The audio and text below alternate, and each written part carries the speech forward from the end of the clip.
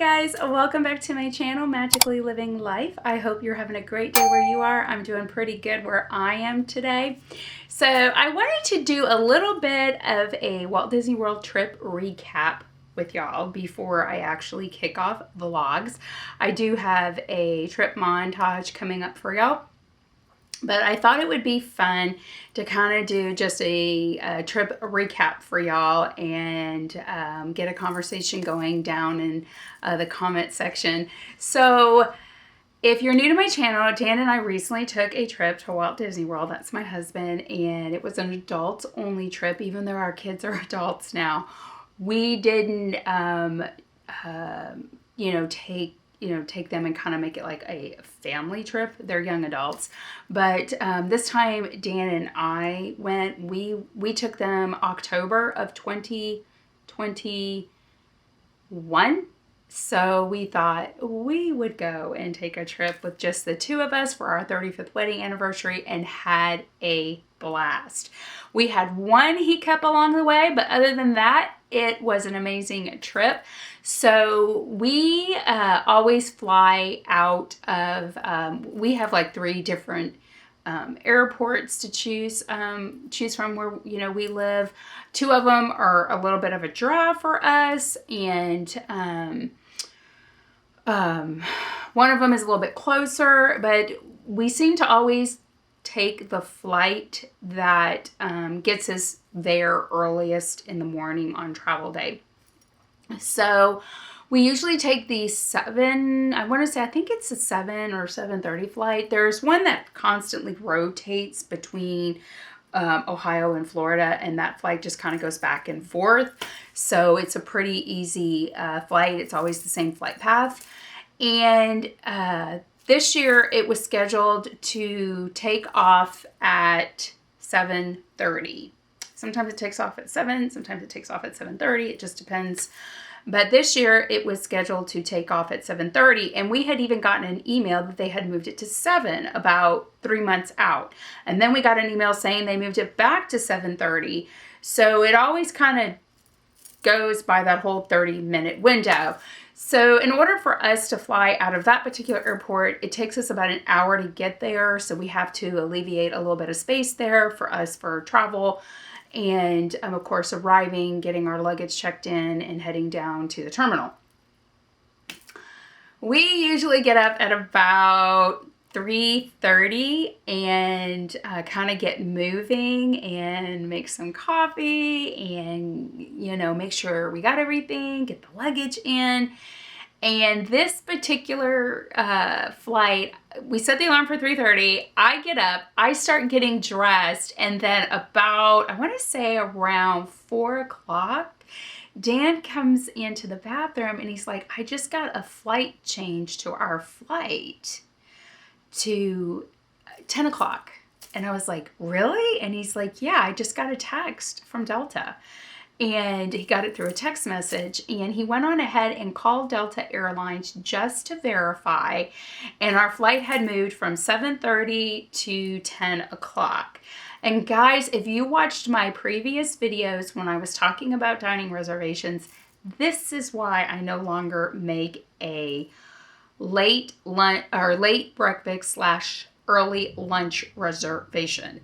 For these particular issues, I used to make a reservation on arrival day, and we were always, some reason why, cutting it kind of close, and I didn't like that. So now on arrival day, we just do a quick serve, and then I have a dinner booked, just because of particular issues like this. So there was no rush. There was no rush to get to the airport or to be, on time with everything. So we took our time. I was already up, so I just stayed up. Plus on travel day, your adrenaline's kind of going. You're excited about getting there. So we just took our time. We took our time, got there, checked our luggage in. Airport wasn't busy. And we made it through TSA pre-check without a problem. No line, just walked right through, took care of that. Went down to the terminal, and some people had been there since like 6 in the morning because for some reason they didn't get their text, I guess. So you had a couple of people that kind of got the text after they arrived. There was a delay or something. So some people had been waiting there thinking they were getting on that 7:30 flight. So they came over on the, intercom. Again, they apologized. Everybody pretty much on that flight, based on just conversations we were having, were either going to Disney or they were going to be catching a cruise. The ones who were going to Disney, a couple of them were actually on the phone canceling dining reservations for a lunch. And Dan and I were just like, this is why we no longer book lunch for our travel day. But that was a little disappointing for them because some of them were character meals and their kids were disappointed. So kind of heart went out to that because those kids were looking forward to that. But everybody was actually checked in for that flight, and they actually let us start boarding at 9:30. So the flight was supposed to take off at 10. They let us start boarding at 9:30. They had everybody on the flight by 9:45, and we took off. Everybody was accounted for. So it was a full flight. Got there, not a problem. Got off the plane. This is our first time going to Disney without the Magical Express because our 2021 trip, we still had the Magical Express, but Dan and I were like, we're gonna take a lift. Based on what I'm hearing from reviews on Sunshine Flyers, you can leave a comment down below if you have utilized that, or Mears Connect. We have not. So if you have and you want to share your experience, you can leave a comment down below. But we went to pick up our luggage, which Dan and I were like, man, this is easy, because usually we're having to stand by the luggage conveyor belt that goes around and wait for our luggage. By the time we got down there to luggage, our luggage was already, swirling on the conveyor belt. Walked right up to it, grabbed it, walked outside, because right out the doors is where you can catch an Uber or a Lyft. We used the Lyft app, looked at it. My husband was just like, that'll work. And the Lyft was there in 10 minutes. And it was only $30. One way from the airport to the Polynesian. One way. $30. That's it. And you had a private car that got you there. From what I'm seeing from people actually filming, when they're vlogging and they're talking about Sunshine Flyers, they're talking about how they kind of like, one YouTuber used the term cattle call, and everybody was just kind of standing around. There was no managing going on, and you had to just listen for your resort. And if you were standing way in the back, you may not have heard that your resort was loading. I mean, if like I said, if you have a different experience, let me know. But they said they caught a Friday special, and it was $30 a person. So it was like $60 one way, whereas we did it for two people, and they were two people for $30 one way, and we got a private car. And what was nice about it is we only roughly waited 10 minutes. Luggage went right in, and because it was a Lyft and it was a beautiful car ride, very hospitable driver. He had drinks made available to us, water bottles in the back. But what was nice about it is that we hit a little traffic, and because it's not a bus and they have to follow a different protocol, by staying in the far right lane, he was able to get around all the traffic because he had a car and he was like able to do his own thing. So we made it to the Polynesian in no time. Very safe driver, felt very comfortable the whole way. He unloaded our stuff and we got there. Our room wasn't ready, which sometimes our room is, sometimes our room's not. It just depends. And they, of course, take your luggage for you and give you a little luggage receipt. And then when your room is ready, they actually bring your luggage up to the room for you. And we went over to Captain Cook's, and we just got the pork nachos, which was our first time trying, because I watched a review on them and someone recommended them. So we got those, and then we got an order of fries, and we just split the pork nachos and the fries. because we had a dining reservation in Epcot for dinner, and because we got in a little bit later, and knowing when our dinner reservation was, we didn't want to like ruin our appetite. So we got an appetizer to share, like I said, French fries and pork nachos. And guys, I highly recommend those pork nachos. If you like savory, sweet, it had like a touch of sweet. They were good. I would definitely get those again. So while we were actually eating our lunch and we sat outside, it was a beautiful day. Got a buzzer, room was ready. So we went up to the room, and no sooner did we get in the room was there a knock at our door that our luggage, they were bringing our luggage in for us. This was also the first time that we did a grocery order where we did bottled water, and Dan likes the ice can drinks. And we ordered some of those. Those had arrived that morning. I got a text actually as we were leaving Ohio, boarding our plane. I got a text from our grocery service that said that our groceries had been delivered to the Polynesian and they were there waiting. And then when we got to the Polynesian, we verified and they said, yes, we have your stuff. And as soon as your room's ready, we'll bring it up. Well, they brought it with the luggage and got it all situated. And then, of course, after we got our room organized the way we liked it, we headed to the parks. Weather was beautiful. It felt like Ohio spring days where it's like in the high 50s, low 60s. So for us, it wasn't considered frigid temperatures. So the weather was just beautiful. The sun shined, and there was like one day where it was like really windy. So it kind of had a wind chill factor going on. But we were able to wear shorts some days, and then other days I wore like my jeans or my leggings, had a little bit of a jacket. At night it got chilly, but overall the weather was beautiful. And I remember that when we went for our 15th, was there a 15th? No, 25th wedding anniversary in 2017, the weather was beautiful in February as well. We had a blast. As far as Genie Plus goes, we were prepared to use it if we needed to, but at the same time, it's all about perception and what you consider a long line to be. I personally, if it's under a 60-minute wait, I don't consider that a long line by Disney standards. I don't know how some of you feel, but when we went to, Rise of the Resistance, we thought we were going to use a Genie Plus, but we got there. For us, the line wasn't bad. We actually went the day after the Super Bowl to Disney Hollywood Studios. That was our morning park. And we ended up talking to the people in line behind us.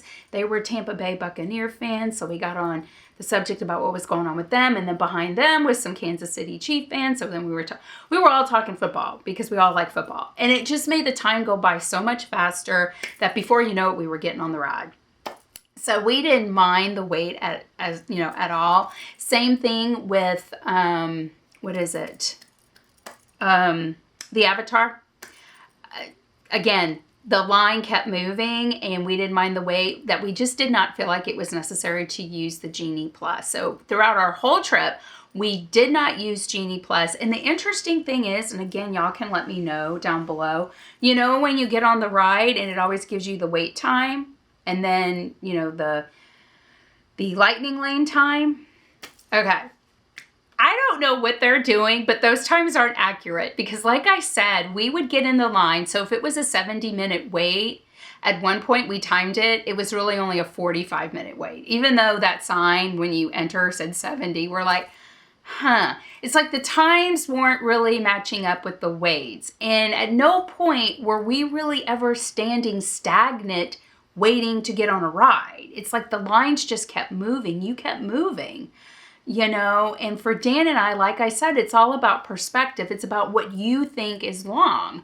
For us, we didn't feel like the lines were that long because we were constantly, you were just constantly moving. We weren't just standing there.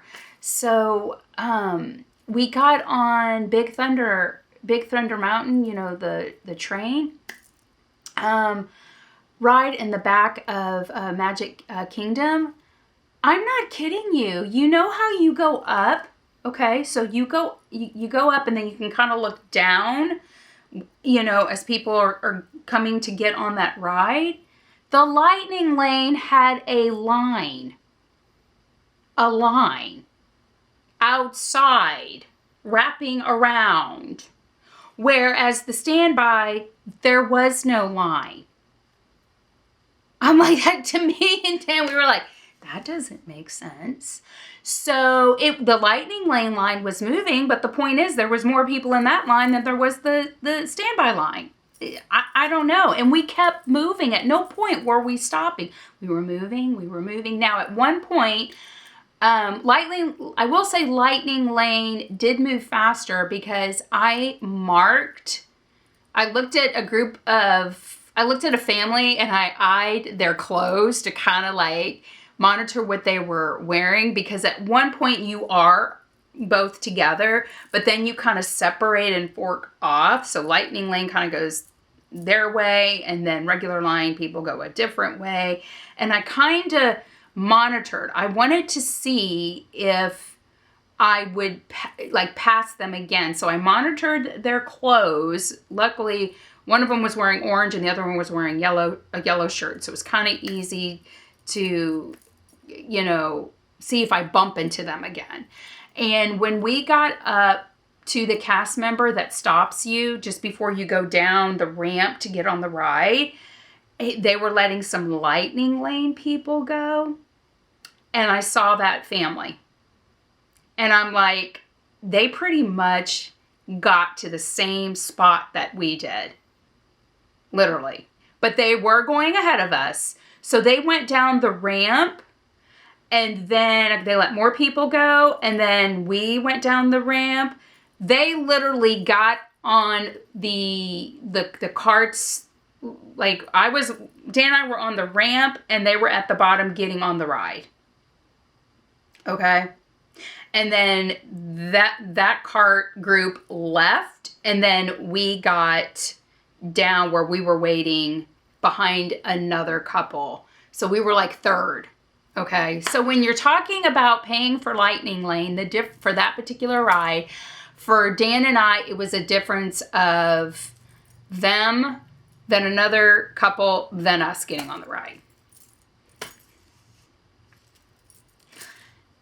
Yeah. I'm just going to leave it. I'm just going to leave it there. So at no point did we ever purchase Lightning or Genie Plus. We just felt like it really wasn't necessary, even with Ratatouille. Now, with Ratatouille, it was a 45-minute wait, I think. That was our first experience with Ratatouille. Dan and I felt like that was it was a fun ride. It's definitely kid-friendly in our opinion. Like, I could see kids really loving it. And hopefully this doesn't disappoint any people, but we weren't over the moon with it. We weren't like, oh my goodness, this ride is so worth getting on again. We rode it. If we ever get on it again, would we wait 45 minutes to get on it? Probably not. Maybe 20, 30 minutes. Yeah. But it's not one of those rides that we were like, oh my goodness, we got to ride that again. Okay. It's not like Rides of the Resistance for us or Test Track or, all those, Tower of Terror. I don't know. Like I said, it's all about perspective. Some people may absolutely love that ride and want to ride it again and again. It's just about, what you like, but Dan and I weren't overly impressed with it. It was a cute ride. If I had little ones, I definitely would take it on. I would definitely take them, like if the boys were little again, and they would probably love it. So that was our first experience with Ratatouille. Dan did not get on the new Guardian of the Galaxy ride. That was a queue. And he was like, I don't want to have to worry about trying to, queue a slot. He's like, I don't need to ride it that bad. He goes, I'll wait until the newness of it kind of dies down. So, it's not like we're not going to go again. So for him, it was really no big deal. What else? Tron was running. They let Disney Vacation Club get to experience Tron, but not during our stay. And we actually got the email about that a couple of days late because you had to like reserve your slot. They were actually letting cast members that work at Walt Disney World during our time there get to experience Tron. So we did get to see it in full operational, you know, when it goes outside. It sounded so quiet, like a really like ride. And I've been, Dan and I both have been watching a lot of videos on it. So definitely looking forward to going back for our next trip and definitely riding that ride. Like I said, the weather was beautiful. Some of the other things I noticed, and again, if you've been, you can let me know down below. But the train was working again. We rode that several times. Love the train going through the Magic Kingdom. And we got on it and we just ride, you know, and stop at all the stops and just stay on and just go around. Yeah, it was great. And it's so in pristine condition. You can tell that they painted it and cleaned it all up. Yeah, it was really great to be able to ride the Main Street USA train again. So loved doing that. This particular trip, and I don't know, you can let me know down below, but even in 2020 when we went, something I noticed this trip, and this is just my observation, I'm speaking from my experience. Someone watching this may have a totally different perspective on it, but this was, when I'm looking at our 2020 trip and our 2021 trip and this trip, this was the cleanest the bathrooms have ever been at the park. And at least while we were there. And someone was always in the bathroom. A cast member was always in the bathroom cleaning up right behind me. And I even told the cast member, I said, you know, we came in 2020 and we came in 2021. This is the cleanest I've seen these bathrooms. And she kind of smiled. She had something to say, but I won't say what she said.